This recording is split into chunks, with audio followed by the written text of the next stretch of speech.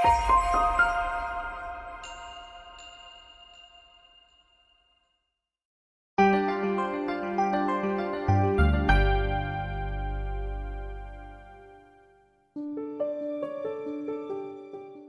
mulai di Wahyu 22 ayat 14. Dikatakan di sini, diberkatilah mereka yang melakukan perintah-perintah. Okay? Jadi ada berkat bagi mereka yang melakukan perintah-perintah Tuhan. Di Ulangan 6 ayat 1 dikatakan, perintah-perintah Tuhan ini dengan dia punya statutes, dengan dia punya judgment, perlu dilakukan di tanah yang kamu akan tinggali. Dan tanah yang dimana kamu akan berdiam nanti, dengan melakukan perintah-perintah statutes dengan judgment ini, yang dijanjikan kepada Abraham di Kejadian 17 ayat 8, itu tanah dimana kamu akan berdiam di tanah itu, kamu akan berdiam di tanah itu untuk selama-lamanya. Jadi tanah dimana kamu akan possess adalah tanah dimana kamu akan possess itu everlasting, tinggal selama-lamanya. Artinya ini dunia baru. Jadi orang yang tinggal di dunia baru, dan perjanjian ini diberikan kepada Abraham dan keturunannya, adalah orang-orang yang melakukan perintah Tuhan, statutes dengan judgment-nya. Artinya orang-orang yang tidak melakukan perintah Tuhan, statutes dengan judgment, mereka nggak akan tinggal di tanah yang sudah dijanjikan kepada Abraham dan keturunannya. Lalu di Wahyu 21 ayat 27 dikatakan, inilah orang-orang yang tidak akan masuk ke kota itu. Di 22:14 kan dikatakan akan masuk melalui pintu gerbang ke dalam kota dan bisa makan daripada buah pohon kehidupannya, kota itu. Dan inilah orang-orang yang tidak akan masuk ke kota itu. Orang-orang yang tidak masuk ke kota itu tentu saja adalah orang-orang yang tidak melakukan perintah Tuhan, statutes dengan judgment-nya, adalah orang-orang salah satunya yang bohong. Make a lie. Kan? Orang-orang yang bohong. Dan orang-orang yang bohong ini di Wahyu 22 ayat 15 dikatakan, karena di luar kota itu adalah sorcerers. Dan kita sudah tahu apa artinya kan? Orang-orang yang membagikan ini sorcerers. Dan orang-orang yang sorcerers yang nampaknya tidak melakukan perintah Tuhan, statutes dengan judgment, yang tidak akan masuk ke tanah perjanjian yang dijanjikan kepada Abraham adalah murderers, orang-orang pembunuh, dan orang yang bohong. Sama dengan Wahyu 21:27, ini adalah orang-orang yang tidak akan masuk tanah yang dijanjikan kepada Abraham dan keturunannya. Kan? Sorcerers, make a lie, dan murderers. Okay? Jadi di Wahyu 18 ayat 3 dikatakan di sini bahwa sorceries ini, melalui sorceries inilah seluruh bangsa tertipu. Artinya orang-orang yang menipu menggunakan sorceries adalah orang-orang yang tidak melakukan perintah-perintah Tuhan, statutes dengan judgment, sehingga mereka tidak bisa masuk ke dalam kota itu dan makan buah dari pohon kehidupan itu, dan tidak akan tinggal di tanah yang dijanjikan kepada Abraham dan keturunannya. Okay? Di Wahyu 21 ayat 7 dan 8 dikatakan, dia yang menang akan mewarisi segala-galanya. Atau dia yang menang akan tinggal di tanah yang dijanjikan kepada Abraham dan keturunannya. Kan? Di ayat 8, tetapi orang-orang yang murderers tadi kan, 22:15, pembunuh, liars, pembohong, sorcerers yang kita lihat tadi, nggak akan masuk ke situ, tapi akan mengambil bagian dalam api dan belerang yang akan membakar mereka, yaitu kematian kedua atau kematian kekal. Jadi sementara orang-orang yang melakukan hukum dengan statutes dengan judgment itu, mereka memperoleh kehidupan kekal, sehingga mereka bisa tinggal di tanah selama-lamanya, tanah yang dijanjikan itu. Orang-orang yang tidak melakukan commandment, statutes dengan judgment, mereka tidak akan mewarisi itu. Mereka mendapat bagian kekal juga, tetapi kekalnya adalah kematian kekal. Yang saya mau tekankan ini adalah dia punya sorcerers ya. Walaupun itu cuma salah satu ciri khas daripada orang-orang yang tidak memelihara hukum Tuhan, statutes, dengan judgment. Di Matius 15 ayat 19 dikatakan, keluar dari hati atau pikiran manusia adalah murders dengan fornication.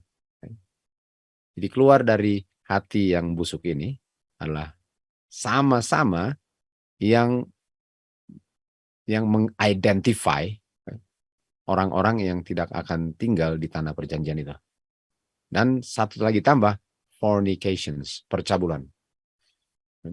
Jadi maketh a lie, sorcerers, murderers, lalu fornication. Ini semua adalah orang-orang yang tidak akan mewarisi tanah perjanjian, yang tidak melakukan perintah Tuhan, statutes dengan judgment. Mereka tidak ada bagian dari tanah perjanjian yang dijanjikan kepada Abraham dan keturunannya.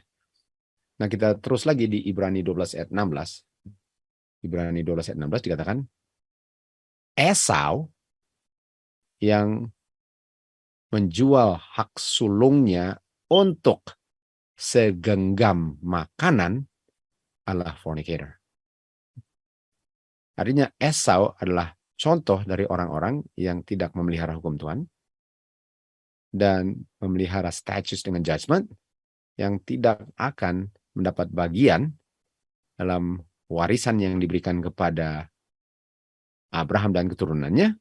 Artinya Esau ini walaupun keturunan Abraham, tapi bukan keturunan Abraham. Kita sudah mengerti, untuk menjadi keturunan Abraham itu harus melalui Kristus. Dan kalau saya menolak Kristus, walaupun saya secara lahiriah adalah keturunan Abraham, saya tidak diperhitungkan sebagai keturunan Abraham. Dan kenapa dia tidak diperhitungkan sebagai keturunan Abraham? Karena untuk segenggam makanan dia menjual hak sulungnya. Untuk kebutuhan jasmani dia menjual hak sulungnya.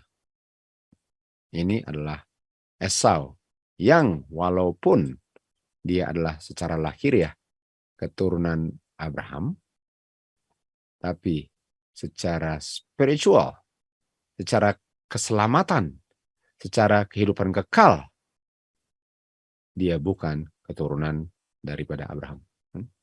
Dan kita tahu Abraham adalah dia punya grandfather ya, bahasa Indonesianya dia punya opa.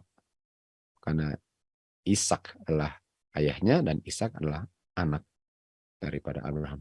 Jadi walaupun janjinya itu diberikan kepada dia punya nenek ya, dia punya opa, grandfather, tapi dia nggak bisa benefit daripada yang dijanjikan kepada dia punya grandfather karena dia menjual hak sulungnya hanya untuk bisa memuaskan kebutuhan laparnya. Baik. Lalu kita lihat di ceritanya di sini di Kejadian 25 mulai ayat 29 dikatakan Yakub membuat sup kacang. Dan Esau datang dari ladang dan dia capek. Dan Esau bilang kepada Yakub, berikan aku makanan. Ini makanan yang kamu sedang buat ini atau masak. Karena saya sudah letih. Oleh sebab itu namanya Edom. Oke. Di Esau katanya Edom. Dan Yakub bilang, well, kalau kamu mau makan ini, kamu harus jual kepada saya, kamu punya hak sulung.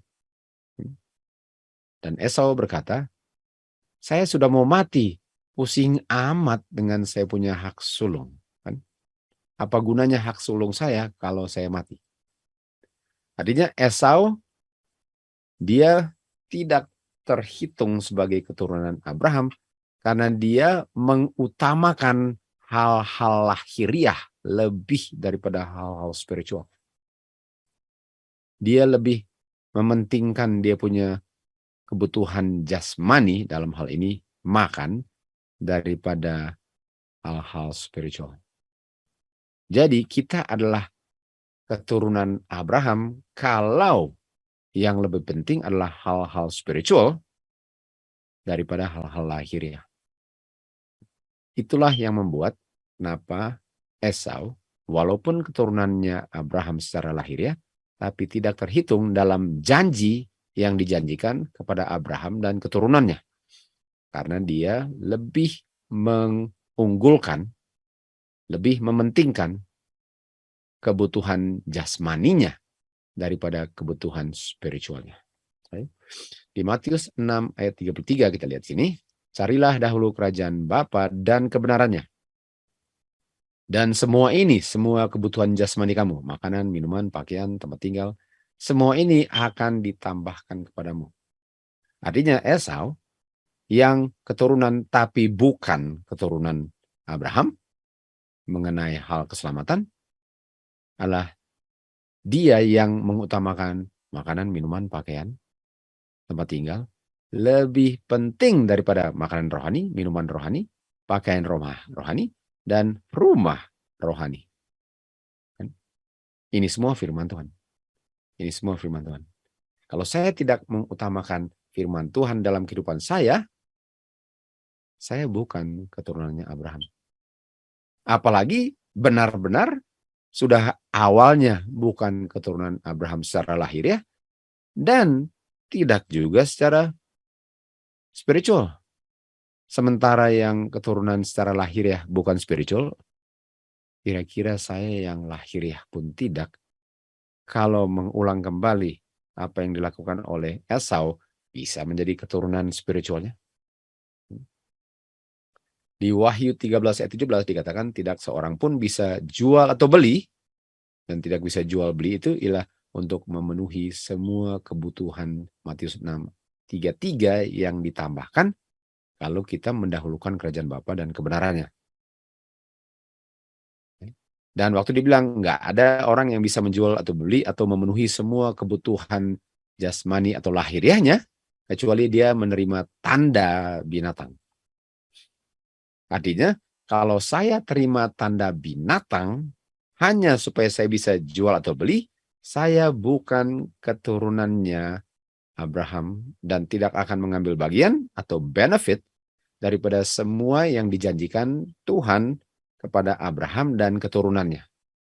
Dan janjinya ialah kehidupan kekal di dunia yang diperbaharui, karena sudah rusak oleh sebab dosa. Di dunia ini sudah diperbaharui dan bisa tinggal di situ selama-lamanya. Karena memenuhi tuntutan daripada perjanjian kekal, karena menerima Injil kekal, dan bisa tinggal di tanah sampai kekekalan. Jadi kalau kita mengutamakan nanti mau bagaimana di dunia ini, nanti bagaimana kalau begitu, gimana kalau saya buat yang benar, nanti bisa ini dan bisa itu, bisa lapar, bisa haus, bisa dipecat, semua itu, saya Esau. Saya memiliki roh Esau. Dan di Kejadian 25:33 dikatakan, dan Yakub bilang, sumpah kepada saya hari ini. Dan dia sumpah kepada Yakub bahwa dia akan menjual, dia punya hak sulung hanya untuk memenuhi kebutuhan laparnya. Atau all these things. Di Matius 6:33. Dan dijuallah hak sulungnya pada Yakub. Begitulah gimana caranya untuk kita hilang selama-lamanya hanya untuk memenuhi kebutuhan jasmani kita yang hanya bersifat secara sementara. Oke, mari kita lanjut. Di Kejadian 2:5 ayat 34 dikatakan, dan Yakub berikan kepada Esau roti dan itu sup lentils, kacang ya. Dia berikan roti dengan lentils. All these things, semua kebutuhan yang ditambahkan kalau saya cari dahulu kerajaan surga dan kebenarannya. Dan dia makan, dan dia minum, dan dia bangkit, dan dia pergi. Demikianlah Esau meniadakan atau menganggap remeh akan dia punya birthright atau hak sulungnya. Dan hak sulung ini kalau kita baca bahasa Inggrisnya, kata lainnya firstborn. Dan firstborn adalah anak yang lahir pertama, anak sulung. Nah, kita tahu bahwa Esau benar-benar anak sulungnya daripada Ishak dan Rebeka kan. Ini Esau. Benar-benar secara lahir ya, dia anak sulung. Jadi bagaimana dia mau jual itu? Karena dengan menjualnya, dia tidak menjadi bukan anak sulung. Karena menjadi anak sulung itu nggak pernah bisa dirubah. Jadi sebenarnya di sini terjadi transaksi yang tidak berarti. Kenapa?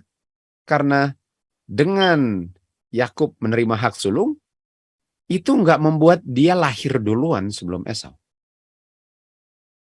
Dan dengan Esau menjual hak sulungnya, itu nggak membuat dia lahir kemudian setelah Yakub. Jadi sebenarnya ini adalah secara spiritual berartinya, karena secara lahiriah nggak ada artinya. Nggak ada artinya. Ini hanya benar di kertas, tapi kenyataannya enggak. Kan? Kenyataannya enggak. Karena kalau saya beli mobil orang lain, mobil itu benar-benar jadi milik saya. Dan saya kasih uangnya, saya terima mobilnya. Kalau ini, biarpun saya terima hak sulung, saya nggak pernah menjadi tiba-tiba lahir duluan. Jadi yang sangat penting di sini untuk dimengerti ialah Esau anggap remeh hak sulungnya, walaupun memang nggak pernah bisa dijual. Dan Yakub pun menginginkannya, walaupun kenyataannya dia nggak pernah terima. Jadi bukan terima atau jualnya, tapi sikap saya terhadap yang saya jual dan yang saya beli. Itulah yang menentukan saya keturunan siapa. Jadi kita bisa lihat di sini bahwa Esau secara lahir ya, Yakub secara lahir ya adalah keturunan Abraham melalui Ishak dan Rebeka. Namun kedua-duanya bukan keturunan Abraham melalui Ishak dan Rebeka, karena secara spiritual mereka tidak bisa tergolong dalam orang-orang yang dibilang sebagai keturunan Abraham. Jadi nggak ada yang tiba-tiba menggantikan hak sulung tiba-tiba lahir duluan, tapi sikap saya itu yang menentukan saya ini keturunan Abraham atau bukan. Dan untuk mendapatkan hak sulung tentu saja nggak perlu untuk lahir duluan, karena ini sikap spiritualnya bukan secara lahir ya, saya lahir duluan. Jadi untuk menjadi hak sulung atau anak sulung yang lahir pertama, saya nggak perlu untuk lahir pertama dan tetap saya bisa menerima hak sulung walaupun saya bukan anak yang duluan lahir.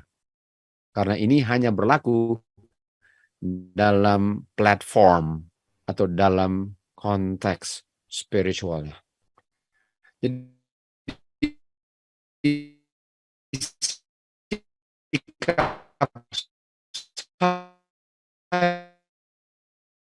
saya dengan ketidakpedulian itu yang saya kehilangan.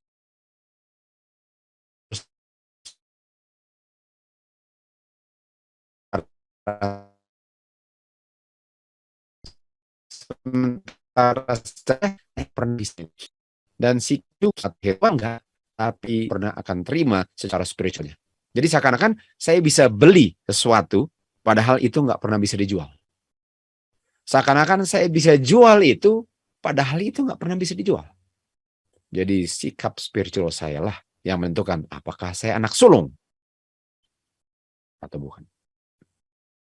Itu yang menentukan semua ini. Ini semua adalah secara spiritual pengertiannya. Baik.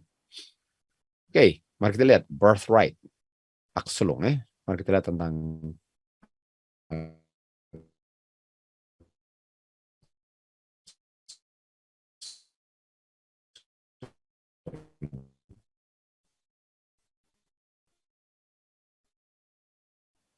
ini di tengah, yang kita tahu itu adalah ibu, kan? Galatia 4:26.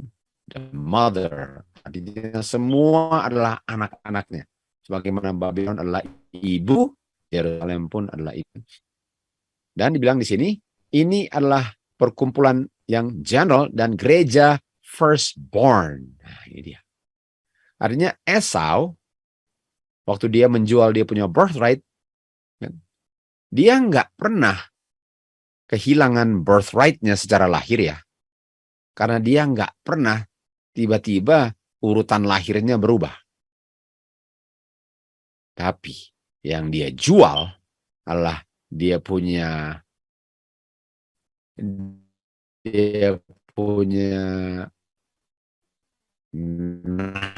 nama yang tercatat di gereja firstborn di Yerusalem surga. Itu yang dijual. Secara dan Esau juga, Yakub. Dan waktu Yakub dia mau beli ini nama saya nggak bisa dicantumkan di surga dengan cara beli. Apalagi yang saya beli itu bukan firstborn surga. Jadi terjadi transaksi yang nggak ada fungsinya secara lahir ya, tapi sangat significant, penting dalam secara spiritualnya. Jadi Esau nggak pernah kehilangan birthright-nya dan nggak pernah namanya tercatat, atau bisa saja kehilangan namanya malahan. Kalau namanya sudah tercatat di surga, waktu dia jual dia punya birthright secara lahiriahnya nggak pernah berubah, namanya dicoret dari surga. Sementara Yakub yang bukan firstborn-nya Ishak, waktu dia beli itu, dia apakah namanya ada atau enggak, namanya enggak ada di surga. Karena seakan-akan dia pikir bahwa saya bisa, nama saya ditaruh di situ kalau saya beli hal yang lahir ya. Jadi enggak ada nama mereka di surga di sini. Dengan cara beli, dengan cara jual, namanya tetap tidak di surga. Karena ini bukan dengan dibeli dan bukan dengan cara dijual. Tapi saya punya sikap dengan membeli dan menjual. Itulah yang malahan membuat nama saya tidak tercatat di Yerusalem surga. Nah, di Keluaran 4 ayat 22 dikatakan di sini ya. Bilanglah kepada Firaun, demikianlah firman Yehova. Israel adalah anakku. Israel adalah aku punya anak sulung. Firstborn. Nah, kalau Israel adalah firstborn, sekarang pertanyaan saya, apakah Israel ini firstborn-nya lahir ya atau spiritual? Ini pertanyaan. Apakah ini lahir ya atau spiritual? Dan kita tahu ceritanya kan, bahwa Israel itu sebenarnya si Yakub kan? Israel itu Yakub. Tapi kenapa namanya diganti menjadi Israel? Well, dia waktu beli, dia punya surat firstborn itu, dia Yakub. Dia Yakub. Dia bukan Israel. Tapi dia menang kan? Dia menang. Di mana dia sudah mengakui dan diampuni dosanya dengan menipu saudaranya. Sementara dia nggak memperoleh firstborn secara lahiriah enggak dan secara spiritual pun enggak. Dan waktu dia mengakuinya, namanya menjadi Israel. Nah, saya mau kasih tunjuk di sini tentang yang tadi kita baca ya. Tadi kita baca di Wahyu 21 ayat 7. Katakan di sini, dia yang menang. Kita tahu yang menang adalah Yakub menjadi Israel kan. Dia akan mewarisi segala-galanya. Artinya kalau kamu menang, baru kamu anaknya Abraham secara spiritual. Dan kalau kamu nggak menang, kamu hanya anaknya Abraham secara lahir ya. Dan itu nggak ada urusan dengan nama kamu tercatat di surga. Walaupun kamu memperoleh hak sulungnya Esau, itu nggak ada gunanya dan nggak ada urusannya dengan nama kamu tercatat di Heavenly Jerusalem. Jadi ini waktu dia menang dari Yakub menjadi Israel. Lalu Tuhan bilang kepada Musa untuk diucapkan kepada Firaun, dikatakan, bilang kepada Firaun, inilah firman Yehova. Israel. Nah, sekarang saya tanya, siapa Israel? Apa Israel? Well, Israel adalah siapa saja yang menang. Yakub, siapa saja yang kalah. Israel, siapa saja yang tidak mengutamakan hal-hal lahiriah lebih dari hal-hal rohani. Yakub, siapa saja yang mengutamakan hal-hal lahiriah lebih daripada hal-hal spiritual. Artinya Israel adalah anakku. Dia adalah saya punya anak sulung. Artinya keturunan Israel ini yaitu kita tahu kalau Musa dengan Firaun kita bicara tentang umat Israel di Mesir.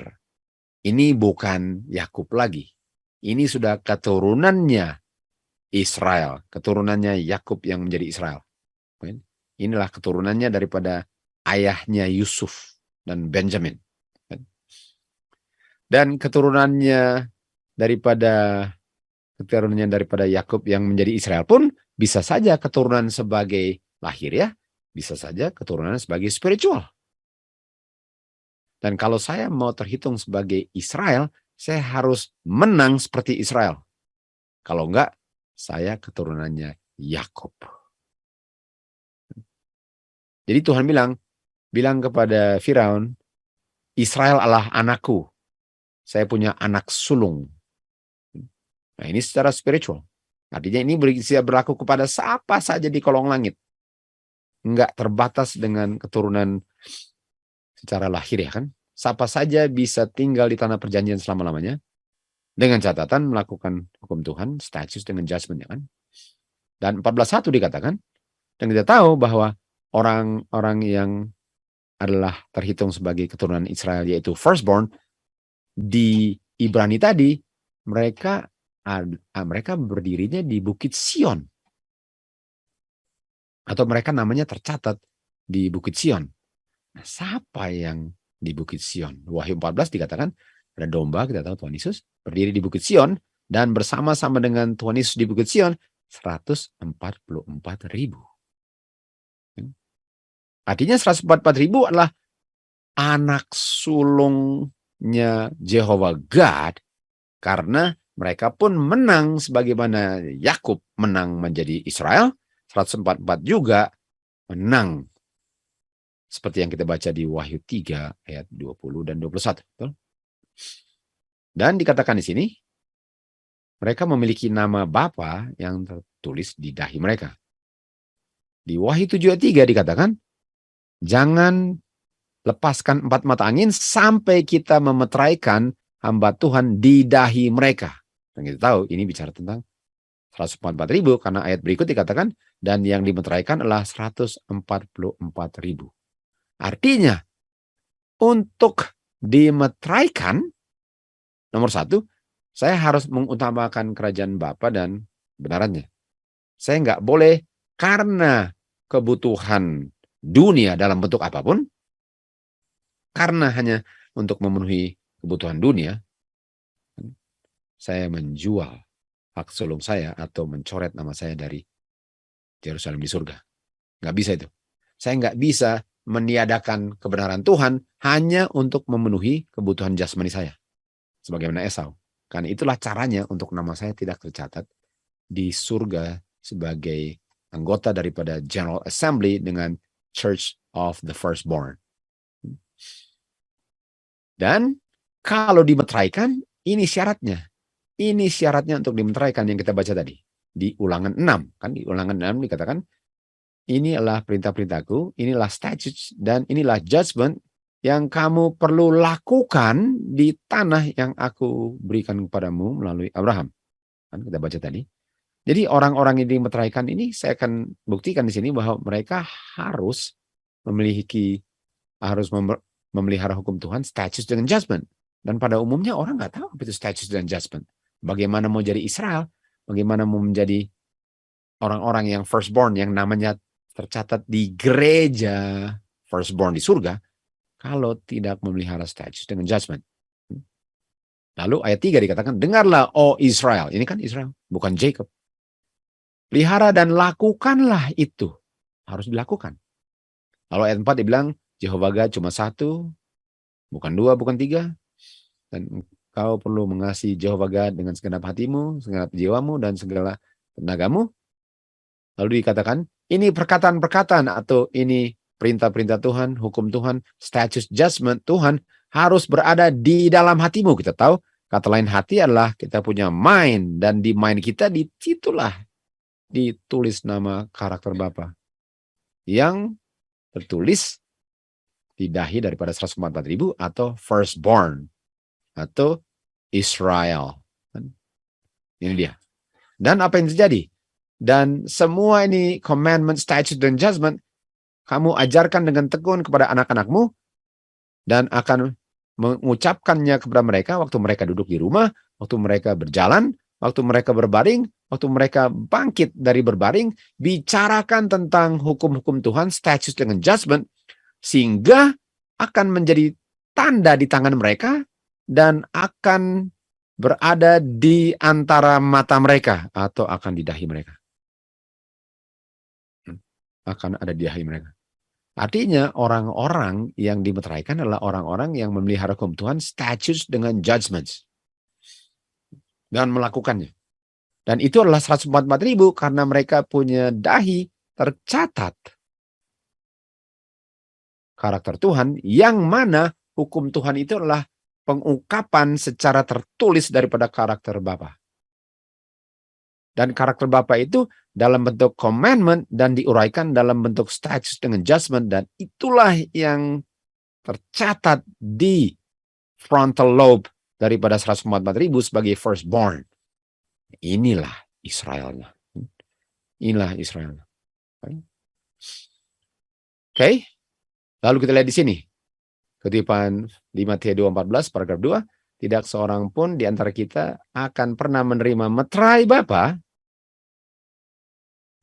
sementara di dahi kita ada satu noda atau cemar. Artinya kalau di dahi ada noda dan cemar, artinya di dahi tidak kita ulang-ulang apa? Perintah Tuhan, statutes, dengan judgments. Sehingga ada noda dosa. Artinya saya berdosa karena saya melanggar hukum Tuhan. Dan hukum Tuhan saya nggak ngerti karena saya nggak ngerti statutes dengan judgment-nya. Sehingga ada noda dosa karena saya tidak mengerti hukum Tuhan yang dijelaskan dan diuraikan oleh statutes dengan judgments. Ini firstborn. Ini 144.000. Mereka melakukan hukum Tuhan, mengenal dan mengerti statutes dengan judgment punya prinsip, sehingga mereka tidak melanggar hukum Tuhan.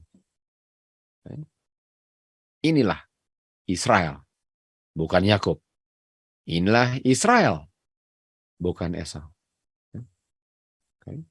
Mari kita lihat sekarang di population, ya, atau pengurangan penduduk bumi, penipisan jumlah penduduk bumi, depopulasi. Okay. Kita lihat di Keluaran 1:8. Di sini kita lihat ada raja yang baru yang duduk di tahta Mesir dan dia nggak kenal Yusuf. Kita tahu Yusuf kenal Firaun yang baik kan, sangat baik. Tapi sekarang ada raja yang baru dan dia nggak kenal Yusuf. Dan dibilang kepada orang-orangnya dia, raja bilang, lihat ini anak-anak Israel, ini firstborn, anak-anak Israel firstborn kan. Tadi kan Musa bilang pada Firaun kan tentang firstborn. Ini firstborn, anak-anak Israel ini tambah lama, tambah banyak dan tambah mighty. Kalau kita tahu yang bikin mighty apa? Great apa? Statutes dengan judgment. Ini mereka tambah mighty di Ulangan 4 kalau salah. Lalu dibilang apa? Nanti kalau mereka banyak, bisa saja waktu kita bertempur dengan kita punya musuh, mereka bergabung dengan musuh dan mereka akan memerangi kita. Karena udah kebanyakan mereka.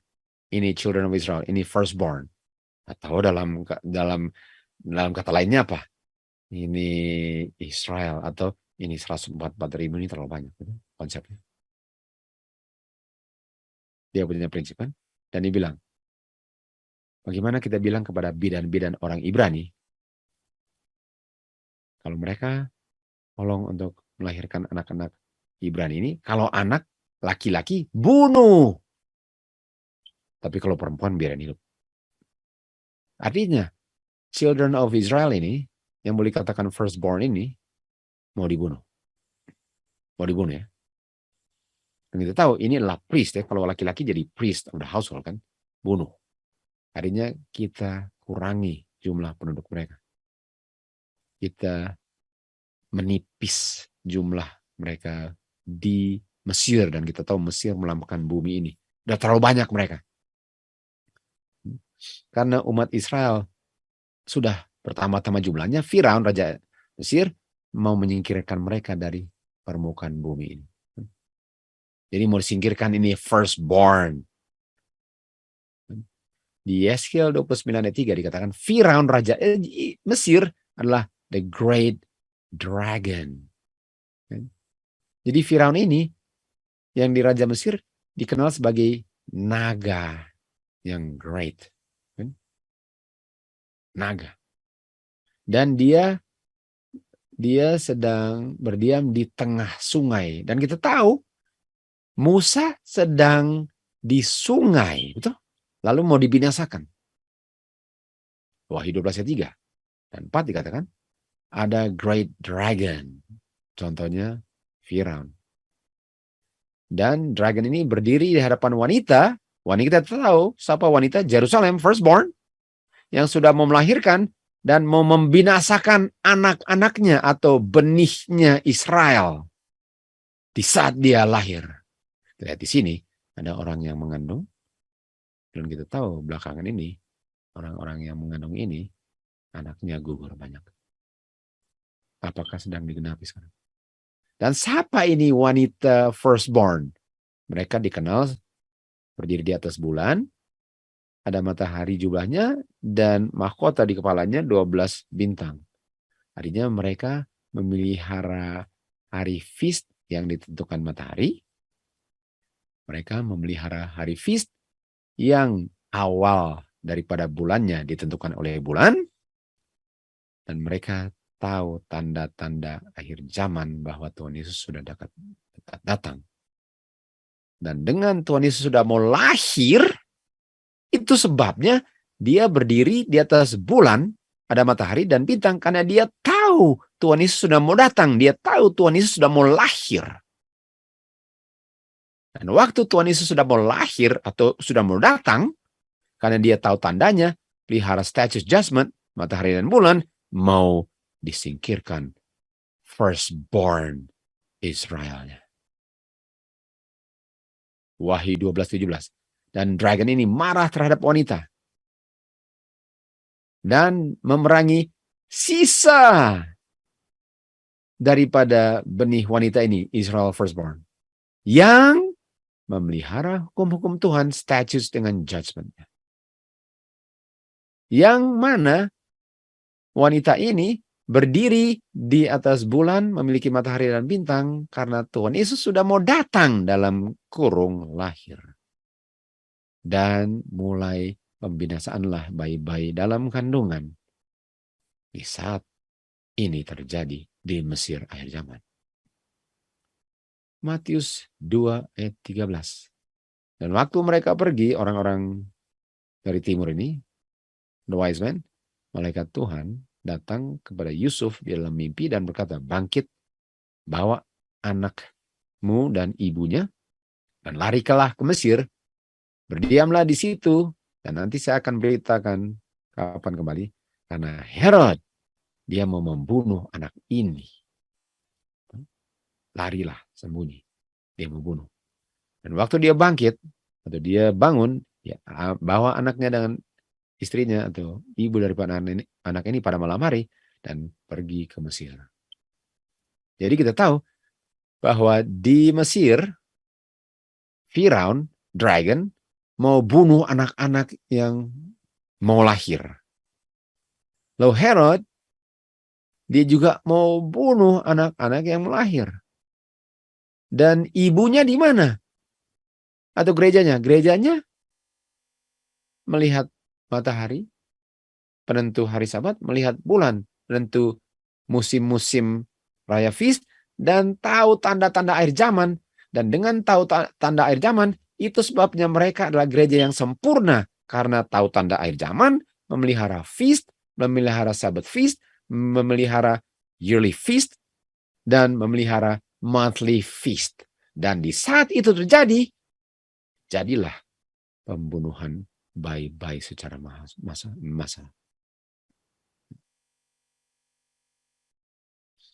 Ayat 15.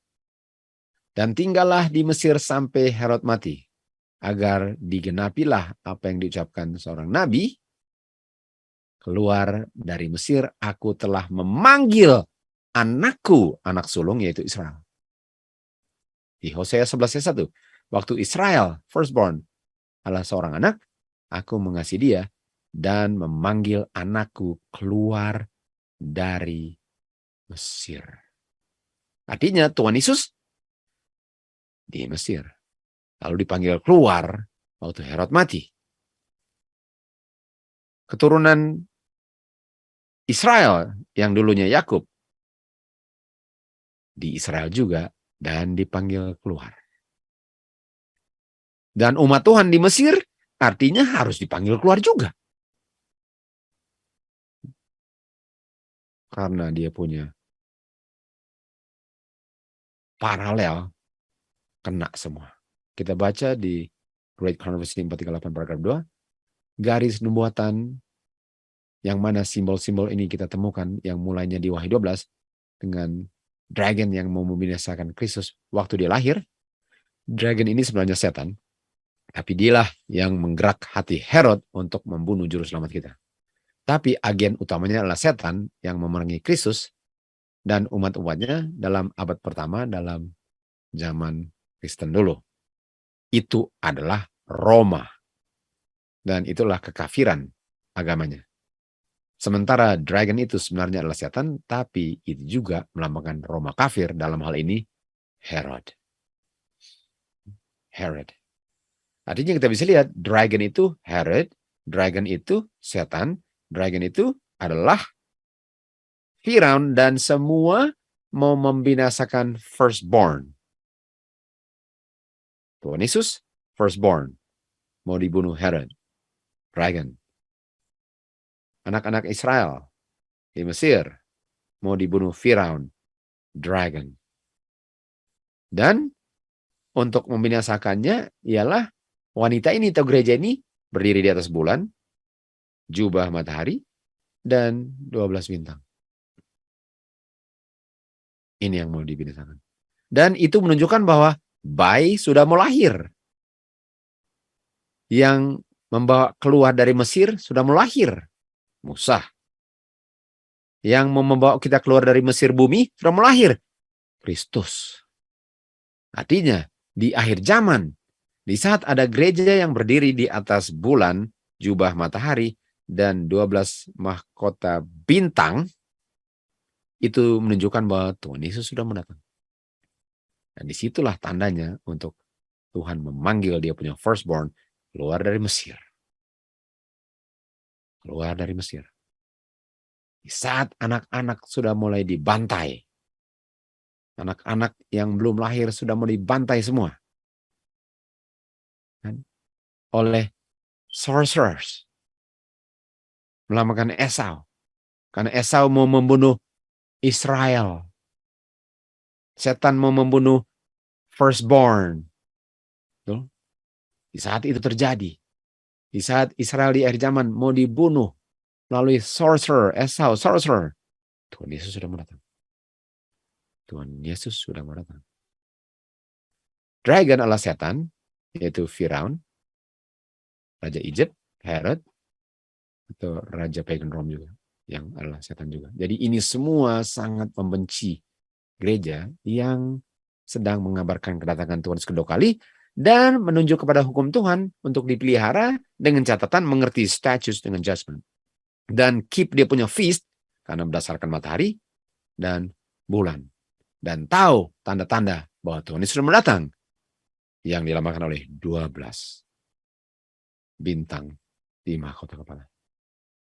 Wahyu 16:13 dikatakan, dan saya melihat 3 roh najis seperti katak keluar dari mulut dragon, mulut beast, dan mulut nabi palsu. Mereka inilah roh-roh iblis bekerja mujizat-mujizat, dan mereka ini pergi ke raja-raja bumi dan ke seluruh dunia dan mau mengumpulkan mereka untuk memerangi umat Tuhan. Wahyu 12:17. Jadi roh-roh najis ini sedang mempengaruhi raja-raja bumi untuk memerangi umat Tuhan. Dan cara memeranginya apa? Jangan lupa Esau yang membunuh Israel. Sorcerers. Dan di saat kita lihat fornication, kita tahu kan, Esau adalah fornication, dan sorcerers. Di saat kita lihat ada sorceries dan ada juga fornication, situ Bapak bilang, saya mau panggil saya punya anak keluar dari Mesir.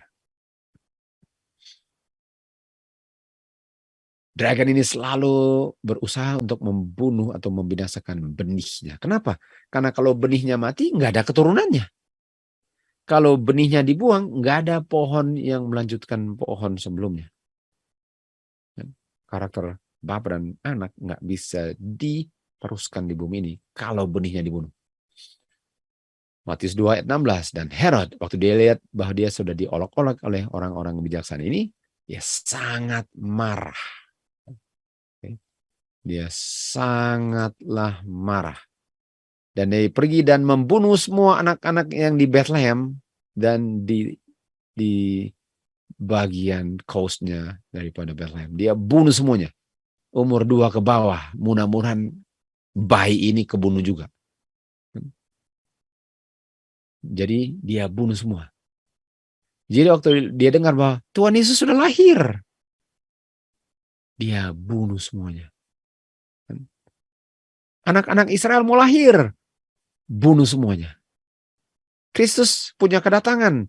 Firstborn sudah mau lahir dari zaman, bunuh semua bayi-bayi. Wahyu 12:17, dragon ini marah terhadap wanita dan memerangi.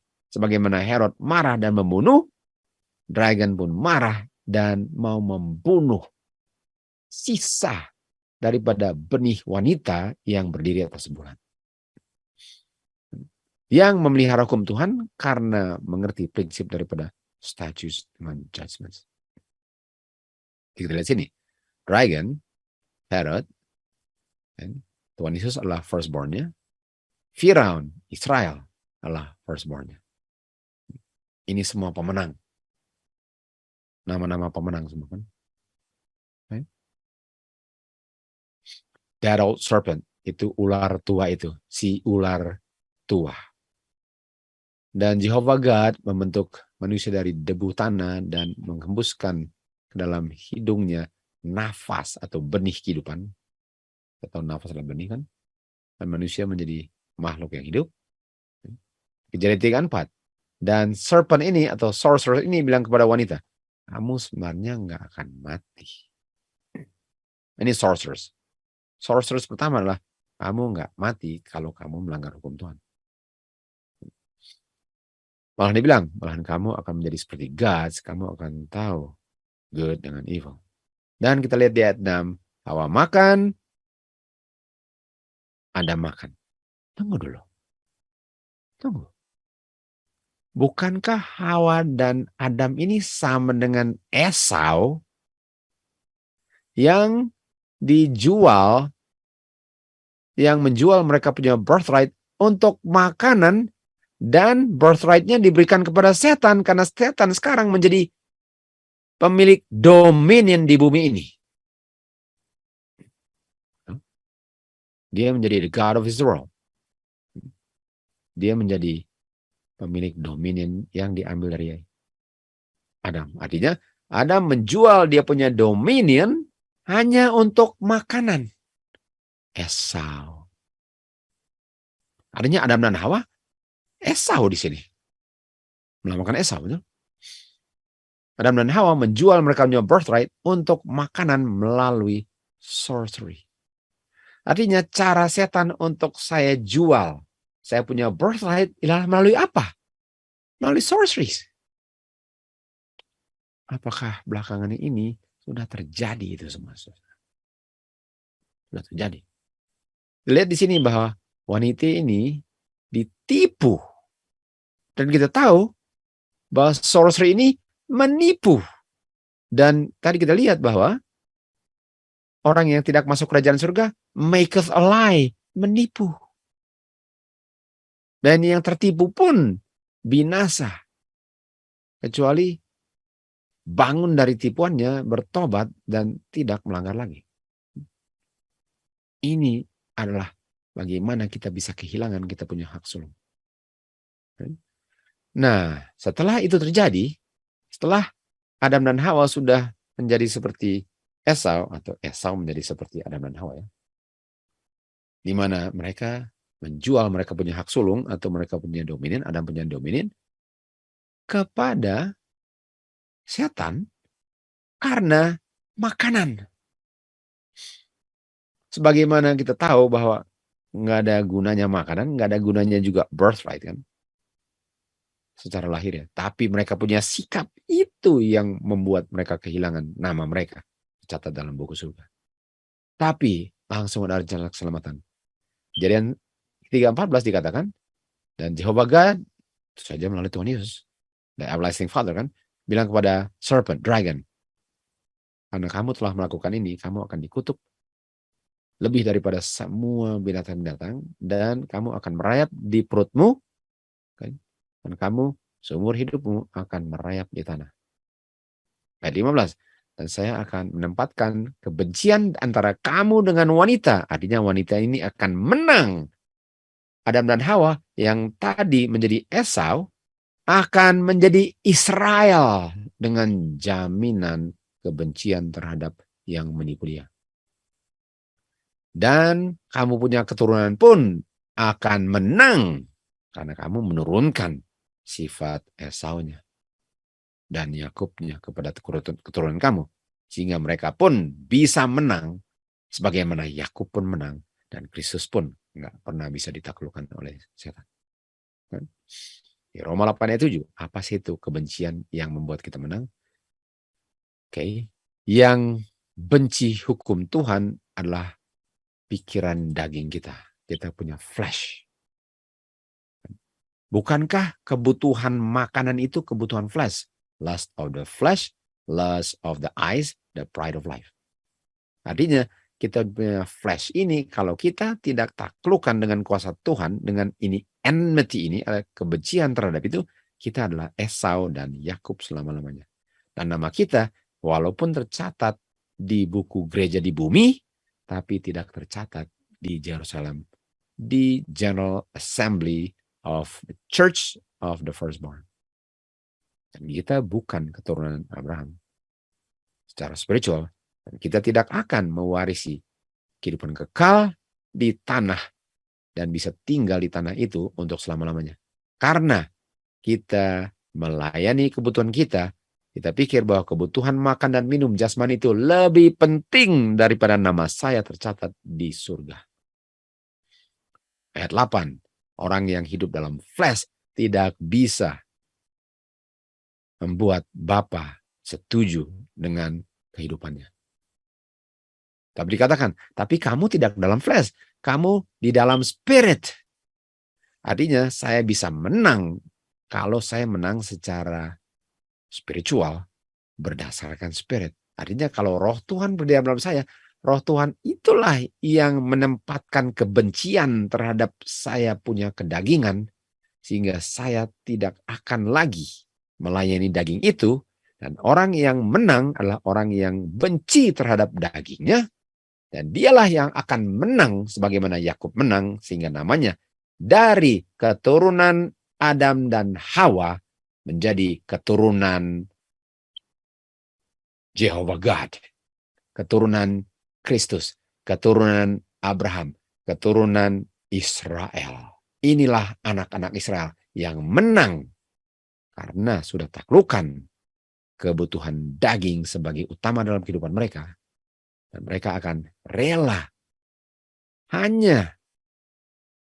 mereka akan rela untuk tidak makan atau minum, nggak bisa jual atau beli, karena mereka nggak akan menjual hak sulung mereka. Mereka nggak akan mencoret nama mereka di surga hanya untuk bisa jual atau beli, makan atau minum. Ini firstborn-nya daripada Jehovah God. Ini keturunan Abraham melalui Kristus. Artinya dia punya carnal mind. Itulah benihnya ular. Kalau hidup berdasarkan daging, itulah benihnya ular. Kalau hidup dan dituntun oleh roh, itulah benih wanita yang berdiri atas bulan. Ini peperangan adalah benihnya setan dengan benihnya Kristus. Firman setan lawan firman Kristus yang dimiliki oleh umat Tuhan di zaman firstborn 144.000. Inilah peperangan yang terjadi di akhir zaman sekarang. Dan semua yang tergolong dalam remnant yang memiliki roh Tuhan yang berdiam dan tidak melayani daging akan mau dibinasakan sebagaimana umat Israel mau dibinasakan dan Tuhan Yesus pun mau dibinasakan. Dan semua bayi-bayi yang sedang dibinasakan itu hanya menunjukkan bahwa ini sedang terulang kembali. Mesir sedang terulang kembali. Tuhan Yesus dengan Herod sedang terulang kembali. Ini sejarah akhir zaman. Siapa Israel? Siapa Yakub? Siapa Esau? Siapa namanya hanya tercatat di catatan gereja dunia? Atau siapa namanya walaupun tidak tercatat di buku gereja, tapi tercatat di kerajaan surga. Karena memelihara hukum Tuhan dengan tidak melayani daging, dan dia tahu apa itu dosa. Karena dia tahu prinsip dosa berdasarkan statutes dengan judgment.